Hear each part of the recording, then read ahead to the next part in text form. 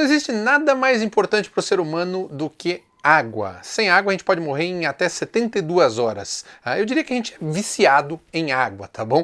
Até por isso, uma das coisas mais perigosas também para o ser humano é a água contaminada. Então assiste esse vídeo até o final, porque eu fiz pra você. Roda a vinheta. Esse vídeo é um oferecimento Spot, resgate comunicação onde o celular não pega. Pensou em equipamentos táticos e outdoor? Pensou em Victus. Crosster.com.br, equipamentos originais e de alta qualidade. E Marte, a maior loja de equipamentos táticos e de aventuras de São Paulo.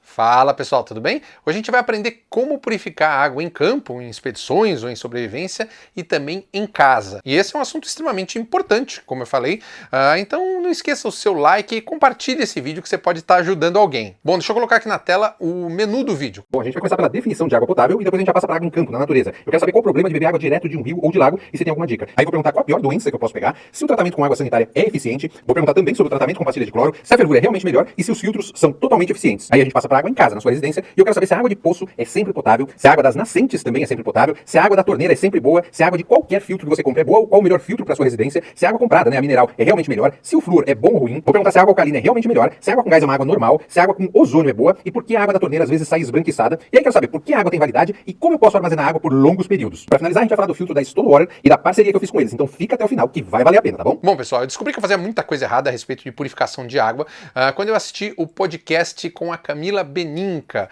no canal dos parceiros do Sobrevivencialismo e resolvi trazer ela aqui para fazer esse vídeo. A Camila é bióloga com mestrado em agronomia, tá bom? E especialista em água para consumo humano, ou seja, ela sabe o que está falando, tá? Olá Celso, obrigada pelo convite. Camila, muito bem-vinda, obrigado por estar aqui. Eu já queria começar perguntando qual a definição de água potável. Água potável é a que atende a portaria de consolidação número 5 do Ministério da Saúde. Essa portaria vem para garantir que lá naquela última casa da ponta da rede, o cloro esteja ativo também lá naquela última casa, para atender toda a população de forma a não transmitir nenhum tipo de doença e nenhum tipo de contaminação. A gente não pode falar que a água é pura, em seu estado puro, porque somente uma água de osmose reversa a gente pode chamar ela de água pura. Então, corriqueiramente, assim, no dia a dia, a gente fala água pura para água potável, né? Para água que é purificada através de filtro, porque a palavra é purificada, então a gente acha que ela fica pura, mas na verdade ela fica potável. Entendi. Essa é a palavra que a gente usa.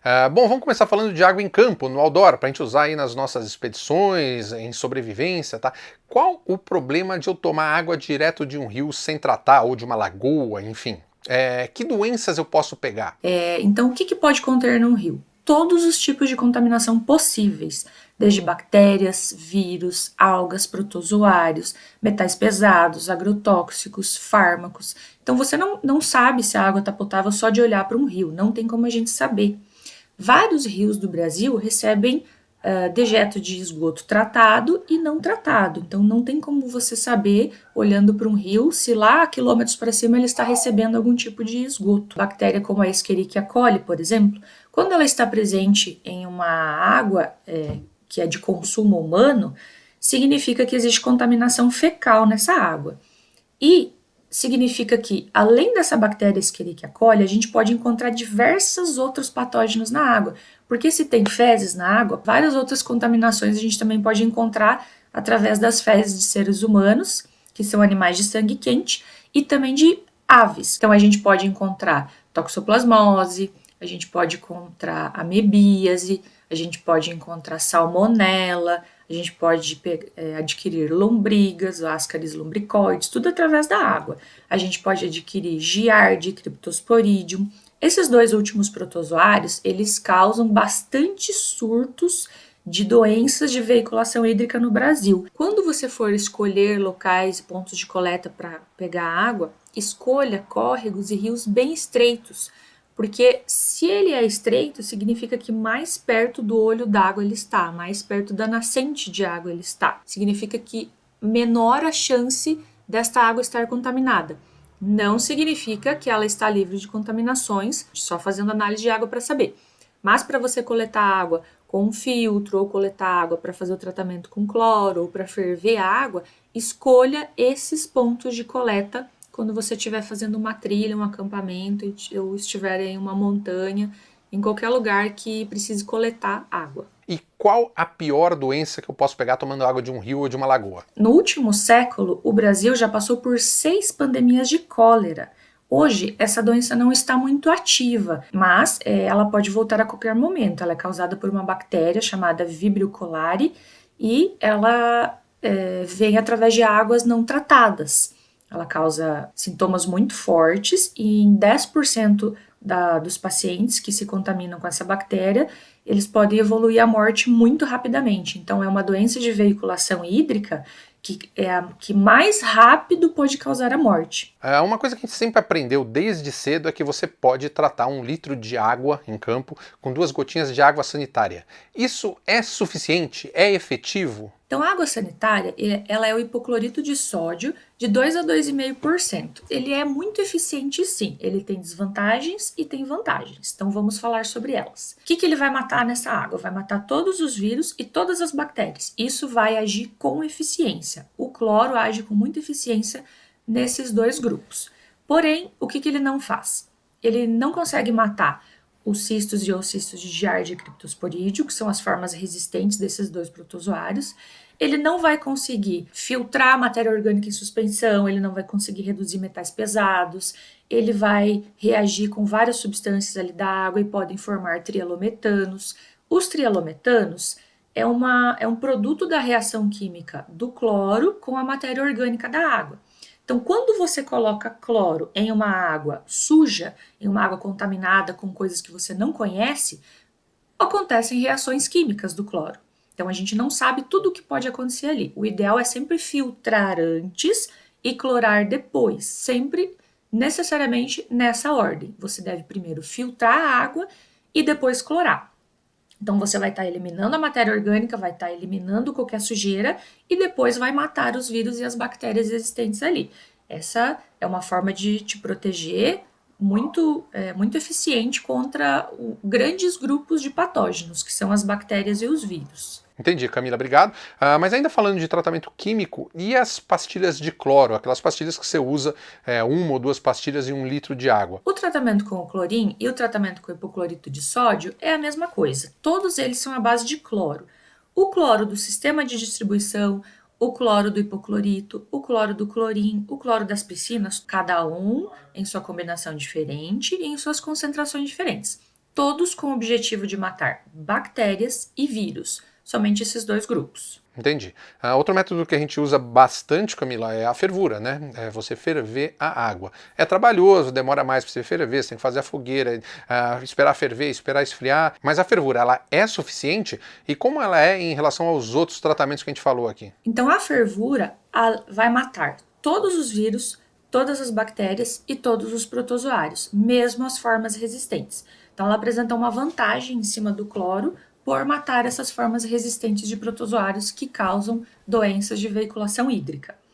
A fervura, lembrando que ela tem que ser feita durante no mínimo 5 minutos de água a 100 graus. Então, a partir do momento que entrou em ebulição, que passa a contar aqueles 5 minutos de fervura da água. A desvantagem é que, se nessa amostra de água que você estiver tomando, que você for ferver, estiver presente metais pesados e outras substâncias tóxicas, com a alta temperatura da água, essas substâncias podem se volatilizar, saindo através de gases, e você pode respirar esses gases. Mas isso vai acontecer somente se tiver uma concentração significativa aí nessa água de metais pesados e substâncias tóxicas. A recomendação também é filtrar antes. E agora vamos falar dos filtros. Eu sei que é a sua especialidade, mas eu também sei que existem tipos diferentes de filtros. Mas me fala, os filtros, esses filtros outdoor, eles são realmente eficientes? Eu diria que a combinação de um filtro de água com o cloro é o tratamento mais perfeito que você vai chegar, mais perto de um tratamento industrial, você vai chegar em ambiente outdoor.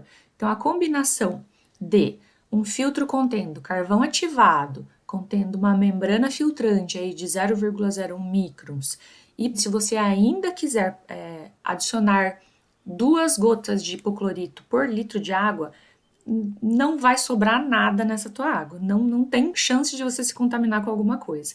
Então, o carvão ativado, ele é o elemento filtrante mais utilizado no mundo inteiro. Ele consegue reduzir os metais pesados por adsorção, ele consegue reduzir os trialometanos, ele consegue reduzir muito o cloro da torneira e as cloraminas, subprodutos do tratamento. Então, após o cloro fazer o efeito dele no sistema de distribuição, você pode retirá-lo para tomar. Você não precisa tomar esse cloro, ele não é necessário para a sua saúde. O cloro é um sanitizante necessário para matar os patógenos na água. Após ele exercer essa função, ele pode ser retirado para você tomar. Então, o carvão ativado é um elemento que faz esse trabalho muito bem. E a membrana de 0,01 microns, ela vai reter qualquer partícula que seja maior do que esse tamanho desses poros de 0,01 microns. Ela faz uma filtração chamada ultrafiltração, que é um estágio a mais do que a filtração, e um estágio a menos do que a nanofiltração. Então, existem escalas de poros de filtro, de tamanho, de diâmetro desses poros. Quanto maior o poro, quanto mais aberto, mais coisas vão passar por ali, por esse poro. Então, um filtro, por exemplo, se você só tiver um filtro com a membrana de 0,01 microns, para o ambiente outdoor, ele vai te servir para reter todas essas partículas maiores que 0,01 microns. As bactérias, os protozoários, a matéria orgânica em suspensão, todo tipo de sujeira vai ser retida e não vai passar. Porém, vai passar metais pesados, né? Ele não vai conseguir filtrar esse tipo de contaminação. E também, se você utilizar a água da torneira, não vai reduzir o cloro, nem as cloraminas e nem o trialometano. Para isso, precisa do carvão ativado. Por isso que a combinação desses dois estágios num filtro de água é muito mais vantajoso, é muito mais eficiente. A combinação com o carvão ativado também, para daí sim reduzir os metais pesados, retirar cloro, cloraminas e subprodutos de tratamento de água e aí garantir toda a redução de contaminação por absorção nesse carvão ativado. Aí sim você vai garantir uma água perto da perfeição de potável, né, de água purificada. Bom, eu acho que tirou a maioria das dúvidas que a gente tem de consumo de água no outdoor, na natureza. Vamos falar agora um pouco de água em casa, tá? Água na sua residência. Eu fiz uma enquete lá no meu Instagram e uma das perguntas que mais fizeram é sobre água de poço. A água de poço, ela é sempre potável, ela é sempre limpa, ela é sempre boa para consumo? Então, o que acontece? Existem várias profundidades de poços. Existem poços tubulares rasos, médios e fundos, que é o que a gente chama de poço artesiano, quando ele atinge os aquíferos, tem dois tipos de aquífero, o aquífero livre e o aquífero confinado. Quando o poço atinge o aquífero confinado, que é um aquífero com alta pressão dentro dele, é um aquífero muito protegido, é muito difícil ter contaminação que chegou lá. Porque a água que está lá demorou centenas de anos, filtrando, depurando e chegando lá. E então a chance dele estar contaminado é praticamente nula. Porém, por onde vem a contaminação, de uma possível contaminação de poço? Pela instalação do poço, por uma instalação mal feita, por um serviço mal executado na perfuração do poço. E aí podem corriqueiramente continuar levando contaminações para esse poço para sempre. E os poços rasos, por exemplo, é muito fácil, sim, deles serem contaminados. Porque logo abaixo da terra a gente encontra uma sopa de contaminação. Quando a água da chuva vem e ela é absorvida pela terra e vai descendo, ela não é exatamente filtrada nessas primeiras etapas ali da terra, porque ela não passa pelos poros das rochas. Ela só é filtrada quando ela começa a passar pelos poros das rochas, que podem estar ali superficialmente, mas geralmente estão mais para baixo. Então, esses poços rasos, eles podem se contaminar com aterros sanitários, lixões, indústrias químicas antigas, contaminação de fossas, contaminação de dejeto de esgoto. Esse tipo de poço não é confiável. Para saber se a água é potável ou não de poço, obrigatoriamente tem que ser feita a análise. Essa é a única forma de você descobrir se uma água de poço é contaminada ou não. Camila, e as nascentes? Isso vale para quem tem uma nascente na propriedade, ou voltando um pouco, vale também para quem está numa aventura outdoor, uma aventura na natureza. As nascentes, elas são confiáveis? Eu posso beber água direto de uma nascente? As nascentes, elas são afloramentos de águas subterrâneas. Então, mesmo que ela esteja na superfície, ela também pode ser considerada uma água subterrânea porque ela está vindo de vários tipos de profundidade. Então, dependendo da profundidade, ela é considerada água subterrânea. Existe chance dela estar limpa? Claro, existe sim. Existem várias nascentes de água, que o olho da água ali a gente faz a análise e a água está perfeitamente potável, né? Livre de contaminações. Mas aí vai depender muito do entorno, da presença de animais que estão defecando no entorno dessa nascente, que a água da chuva carrega a E. coli dessas fezes para dentro dessa nascente. Vai depender de toda a proteção que ela tem em volta, se ela está com a proteção dos 50 metros exigidas por lei. No entorno da fonte tem que deixar a área preservada de mata de 50 metros. Isso ajuda a manter as infiltrações de água da chuva sendo filtrada, ajuda a manter o fluxo dessa nascente vindo lá de mananciais subterrâneos. Então é muito importante a proteção das nascentes para elas continuarem com águas potáveis. O que nos leva à água da torneira, à água encanada, à água das companhias de água da sua cidade, aí seja ela qual for. A água encanada é potável? Eu posso tomar essa água direto da torneira sem tratar? É muito difícil eu responder essa pergunta respondendo pela água de todo o Brasil, de todos os sistemas de distribuição de água do Brasil, de todas as empresas que filtram essa água e tratam essa água. Eu, aqui na minha região, tomo água da torneira, sim, todos os dias, porque eu sei qual é a qualidade da água aqui, porque eu faço análise dessa água aqui da região. 60% aqui da minha cidade recebe água tratada que vem de rio e 40% de água tratada que vem de poço. Então, quando a água vem de rio, existe um tratamento maior, é preciso mais cloro, é preciso mais produtos para tratar essa água. Toda água doce é passível de tratamento. E a água de poço, se a gente pega aí um poço com uma qualidade de água muito boa, não precisa praticamente de tratamento nenhum. A única coisa que vai ser adicionada a essa água é o cloro, que ele é obrigado para distribuir água coletivamente. Nenhuma empresa de distribuição de água pode pegar a água, mesmo que seja mineral, e distribuir sem adicionar cloro. É obrigatório adicionar cloro no sistema de distribuição para garantir que os patógenos não se proliferem na rede. Bom, vamos falar então de filtros. A água filtrada ela é sempre boa ou o filtro tem que ter características específicas?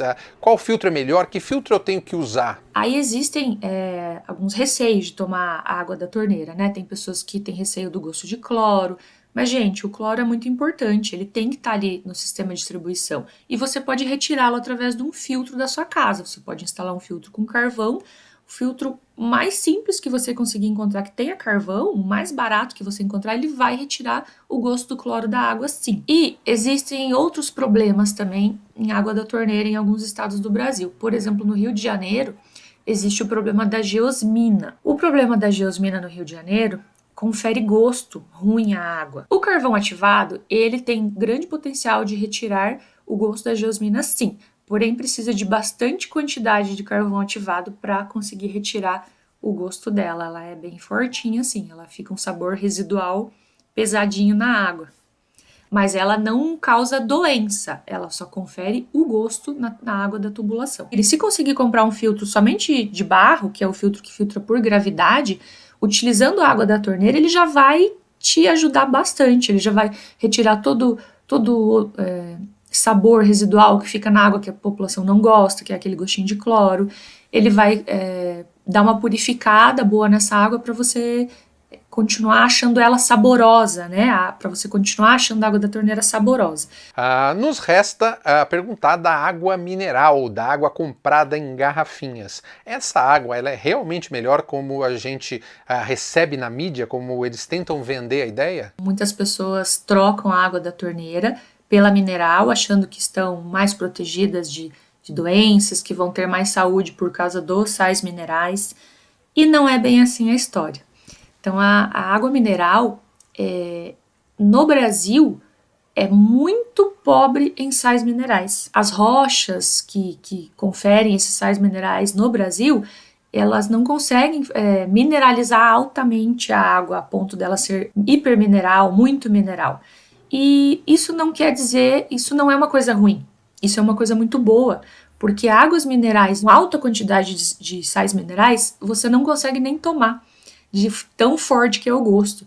Então, graças a Deus que as águas minerais do Brasil têm baixa quantidade de sais minerais. Isso a gente quer que isso aconteça.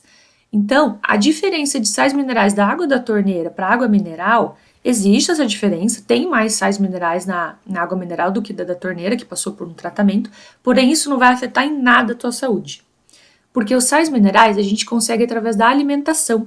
A gente não precisa dos sais minerais da água somente. A gente consegue ferro, cálcio, tem o sódio e vários outros sais minerais, os carbonatos, que a gente pode conseguir através da alimentação. E a água mineral tem um sério problema no Brasil, que é o engarrafamento, a produção de lixo.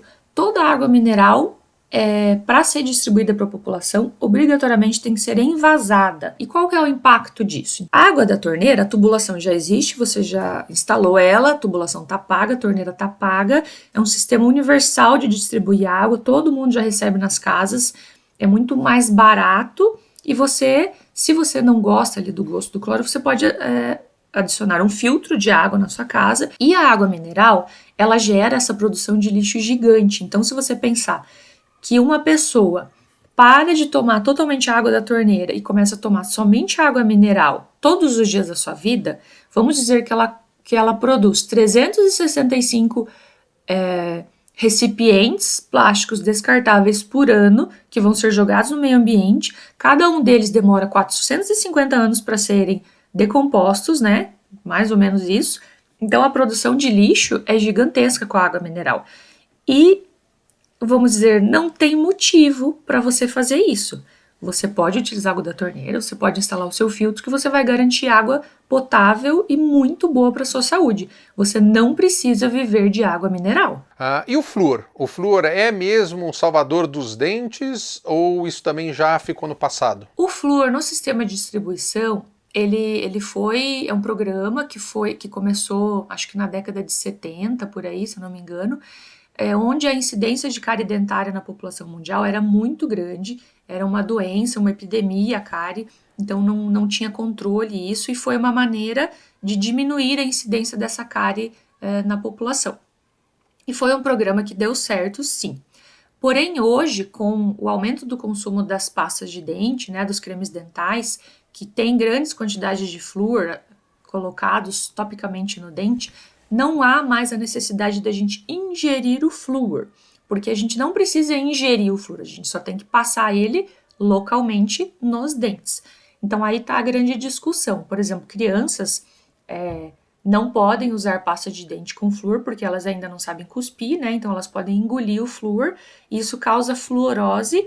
E além disso, tem vários estudos de outras doenças seríssimas que o excesso de flúor pode causar em crianças ainda em desenvolvimento. Então vamos dizer que essa criança está recebendo essa água da torneira fluoretada, que tem níveis máximos ali, o máximo permitido é 1,5 mg por litro de flúor, e existe o recomendado mínimo de 0,6 no sistema de distribuição. Então vamos dizer que essa criança está consumindo, não pode ser mais que 1,5, então ela está consumindo dentro desses parâmetros, porém ela tem ainda flúor que vem de alimentação, existem alimentos que têm flúor, e existe o flúor da pasta de dente, que ela teoricamente não poderia estar consumindo até certa idade, até aprender a cuspir.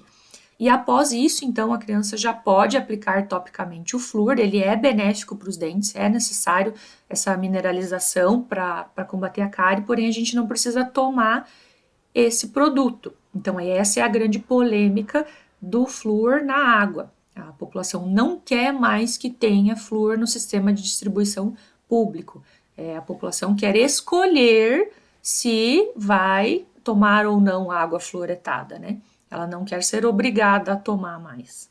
E a história da água alcalina, que a gente ouviu falar muito, mandaram nos grupos de WhatsApp, virou uma moda tal da água alcalina. Na internet a gente encontra bastante relatos sobre água alcalina, que traz benefícios para a saúde, porque ela alcaliniza o sangue e por isso previne as pessoas de terem câncer, impede o envelhecimento rápido, né, ajuda a pessoa a ficar um pouco mais jovem, porque dizem que os idosos são mais ácidos e as crianças são mais alcalinas.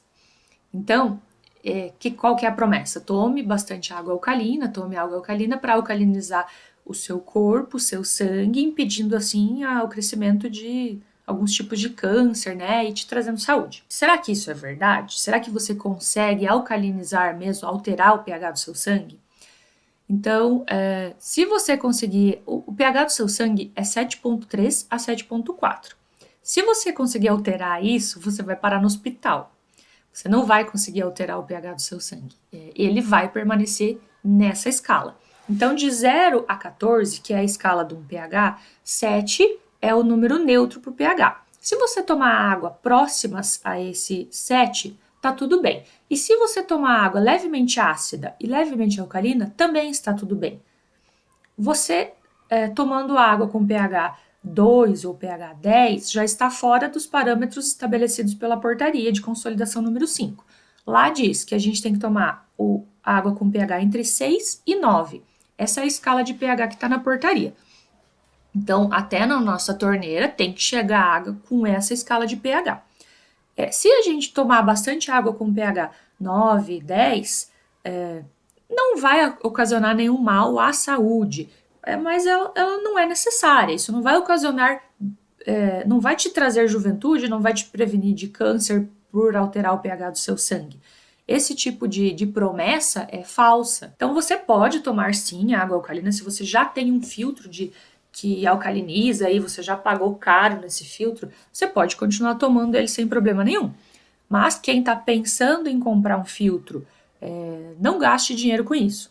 Essa é a dica, entendeu? Se você tomar suco de limão, que tem pH 3, se você tomar água com gás, que também tem pH 3, então a água com gás, mesmo que ela tenha pH 10, se você gasificar ela, nesse mesmo segundo o pH cai para 2,5 a 3,5. E a água com gás? A água com gás é água, é refrigerante? Fala um pouco da água com gás. Olha só, é uma água ácida que todo mundo consome, pode ser consumida. A contraindicação de água com gás é se você tem gastrites ou úlceras estomacais, que daí vai causar uma grande irritação e você vai se incomodar com essas doenças. Mas se você não tem propensão e não tem nenhuma dessas duas coisas que eu comentei, você pode tomar água com gás normalmente, não vai fazer mal para sua saúde, o gás que está ali não faz mal nenhum, e ela é uma água que tem sim um pH extremamente ácido, saiba disso então, né? A escolha é sua para tomar esse tipo de água. Mas as águas compradas ou a água da torneira, tendo pH ali de 6, 7, 8 e 9, tá tudo certo, né? Todas essas águas são boas. Outra coisa que teve a sua moda também foi a água ozonizada ou água tratada com ozônio. Faz sentido isso? Então, o ozônio, ele é um composto sanitizante de uso alternativo ao cloro. Ele tem o mesmo efeito que o cloro. Então, por exemplo, para algumas piscinas de condomínio, não é utilizado cloro e é utilizado o ozônio para sanitizar a piscina, para matar as bactérias e os vírus da piscina. E ele é excelente para isso, ele não tem resíduo, ele não tem cheiro nas piscinas, é um ótimo recurso como alternativa do cloro. Existe outro uso de ozônio também, que é a aplicação em tecidos, é o uso médico, é o uso tópico em alguns tratamentos de doenças em tecidos. Funciona também. Para a gente beber água com ozônio, não tem função nenhuma no nosso organismo, ela não traz nenhum tipo de benefício. Principalmente assim, se forem vender um filtro para você, que vai ozonizar a água, e você já pega a água da torneira, que já está livre de bactérias e vírus, não tem por que você fazer uma dupla sanitização nessa água, entendeu? Porque o ozônio, o que ele vai fazer é a função do cloro, e se já tem o cloro na torneira, já existe aquela função de sanitizante na água, você não precisa de mais um sanitizante. Porém, se você for tratar água de poços, água in natura, de nascentes com ozônio, aí sim ele vai ser uma alternativa ao uso do cloro, vai matar as bactérias e os vírus dessa água que ainda não foi tratada. Uma coisa que perguntaram muito aqui foi sobre aquela água esbranquiçada, quando você abre a torneira e sai uma água com um monte de bolinhas brancas que ela fica parecendo uma água leitosa ali e depois acaba sumindo. Quando falta água na tubulação, na hora que volta essa água, ocorre um turbilhão com essa água, ocorre uma velocidade muito alta de retorno dessa água para a tubulação, consequentemente para a caixa d'água e consequentemente para suas torneiras. Então, esse aspecto esbranquiçado da água nada mais é do que ar. É o ar daquele turbilhão de água daquelas horas que ficou faltando água. Então, isto não é cloro. Se você deixar o copo de água alguns segundos parado, você pode mexer ele, você vai ver que esse aspecto esbranquiçado já vai sumir e você pode tomar ele enquanto ele estiver esbranquiçado ou não, porque isso não é excesso de cloro, isso é somente o ar. Então, dali a pouquinho, esse ar já vai sair e ela vai voltar a ficar transparente novamente. Porque a água tem validade. Por que eu compro uma garrafa de água e ela tem validade ali? Se os aquíferos têm água lá milhões de anos, centenas de anos, essa água nunca venceu. Por que a água que eu comprei tem validade, né? Então, ela tem validade sim, isso é verdade, e a gente tem que obedecer aquela data de validade da água.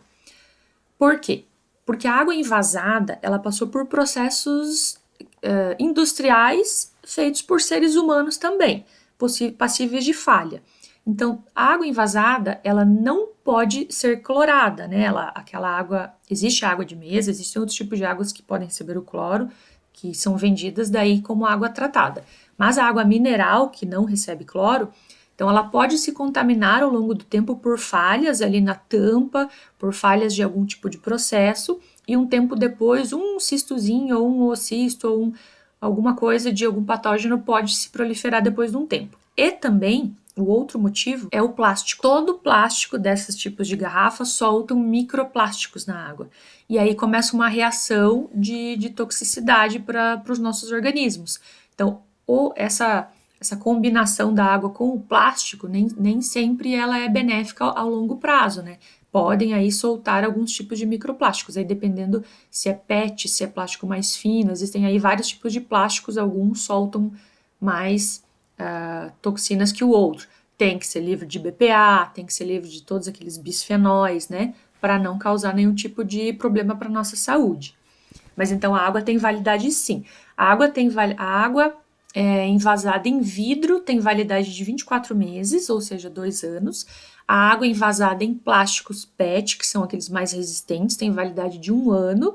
E a água envasada em plásticos mais fininhos, mais opacos, assim, de baixa qualidade, tem validade de 6 meses somente. Bom, a gente falou de validade de água e eu queria saber como é que eu posso armazenar água em casa por longos períodos, no caso de uma crise, enfim. Qual o segredo para eu não deixar essa água estragar? Então, você vai utilizar frascos de vidro, de preferência, transparentes, ou frascos de plástico de alta qualidade. Um plástico, então, livre de BPA, com material grosso.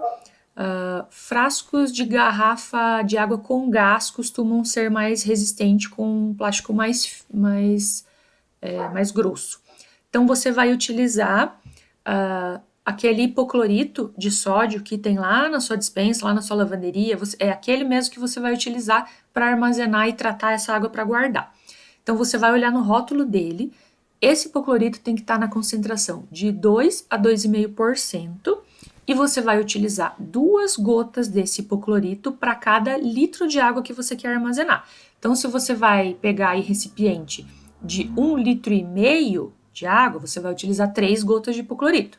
Se você vai pegar um galão de 5 litros, você vai utilizar 10 gotas de hipoclorito para armazenar essa água. E essa água pode ser tanto a comprada, a água mineral, que aí você pode diretamente já fazer esse tratamento para armazenar, quanto a água da torneira passada por um filtro. Então, você não pode armazenar a água da torneira diretamente nesse tipo de procedimento que eu estou explicando.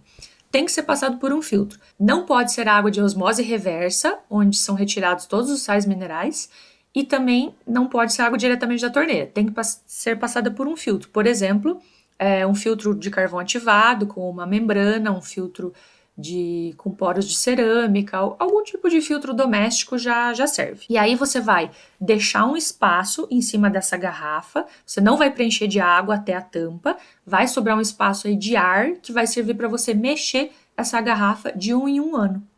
Então, você vai armazenar tudo isso conforme você quer, em um ambiente sem luz, vai colocar a data após colocar essas 2 gotas de hipoclorito e deixar esse espaço de ar, você vai colocar a data em cada galão desse, e a cada 1 ano você vai mexer esse galão, vai mexer esse litro de água e vai continuar lá, e essa água vai ser válida por 5 anos. Esse é um procedimento que não fui eu que inventei.